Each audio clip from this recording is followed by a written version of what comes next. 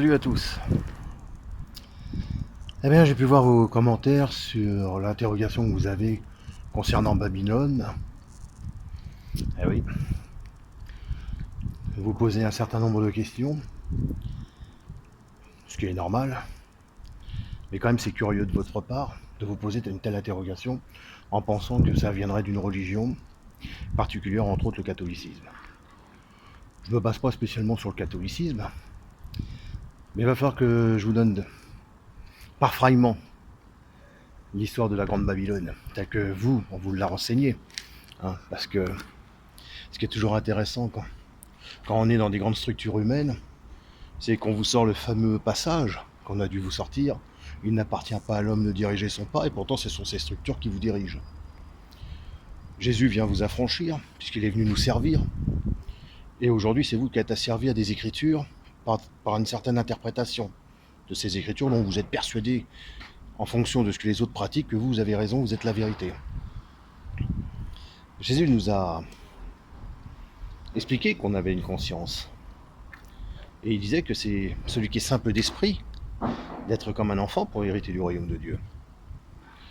Donc on regarde ce qui est en extérieur, on voit des images, on voit des tas de choses. Là on se dit, ça c'est de la fausse religion, ça c'est si. Moi je suis dans la vérité, je sers Jésus, je sers le Christ. Mais c'est idiot. Parce que c'est vrai qu'on sera très peu allé là où Jésus le dit. Mais nous on le pense. On se pense être peut-être mieux que les autres. Ou en tout cas on fait le maximum pour donner cette impression. Eh ouais. Quoi qu'il en soit, nous sommes asservis. Hein. Normalement, le corps, le mental, notre énergie ne devrait être libre.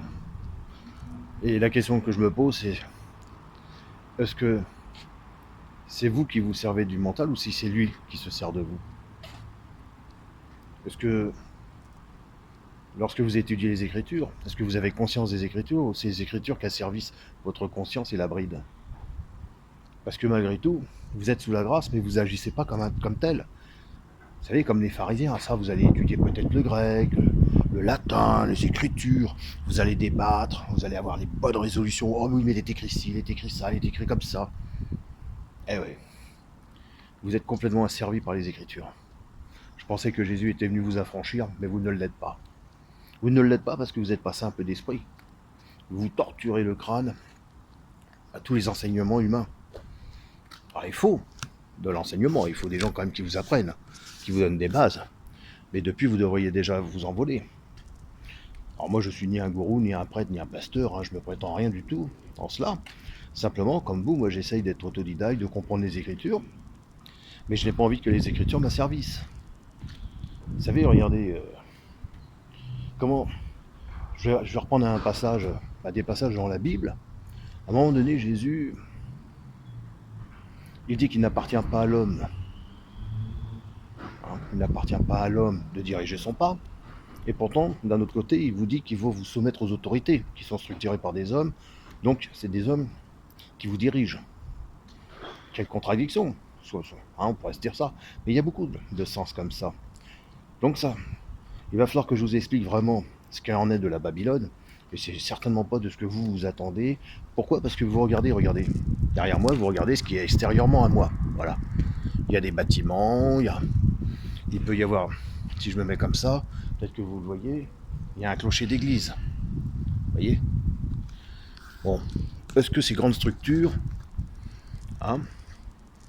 font partie de la Babylone? Est-ce que toutes les fausses religions, comme la fausse chrétienté, comme on pourrait le dire l'organisation, font partie de Babylone? Est-ce que Babylone, effectivement, ce serait tout ce que l'on peut voir concernant des statues, concernant l'idolâtrie? C'est vrai que vous allez vous rendre compte que Babylone, c'est bien plus que ça, et on est loin du compte.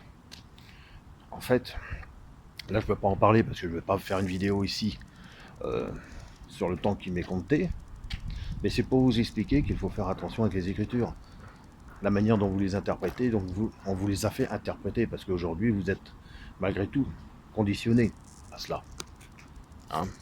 Des fois on se dit combattre une chose, puis on la combat pas, en fait on est asservi à la chose.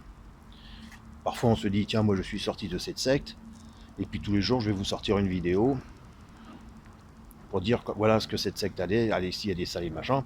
Puis en fait, la personne n'est pas sortie réellement. Elle est toujours dedans, mais elle a l'impression d'être sortie. Mais elle est toujours attachée, parce que sinon elle passerait sur autre chose. Vous voyez, quelqu'un qui me dit à moi, je vous dis ça parce que j'ai une personne qui m'a dit qu'elle était en Christ, qu'elle maintenant elle suivait le Christ, et pourtant elle n'arrête pas de parler de l'organisation des témoins de Jéhovah. Donc je lui dis, si tu t'es affranchi en étant en Christ, pourquoi tu continues à parler des témoins de Jéhovah? Oui, mais parce qu'il faut les dénoncer. Donc tu n'es pas sorti du mouvement, tu es dans le mouvement. Ah non, non, non, bah voilà. La personne se pense être affranchie, mais elle ne l'est pas. Et nous devrions avoir ce genre d'exemple, à faire attention. D'accord? On peut rendre un témoignage de ce qui nous est arrivé, mais après, si on se dit être en Christ et qu'on n'est plus témoin de Jéhovah, bah, on cesse d'en parler. On suit notre vie en Christ. D'accord? Donc on va tâcher de parler de Babylone. Je vais vous parler du culte de l'image, puisque c'est lié. Et vous allez voir qu'on est loin entre le culte de l'image et de Babylone. Dans les idées, en tout cas. Je vous en dis pas plus, je vous dis à bientôt pour la prochaine vidéo. Puis c'est vrai, n'hésitez pas à liker, à vous abonner. Et merci pour vos commentaires, ils sont très enrichissants. À bientôt.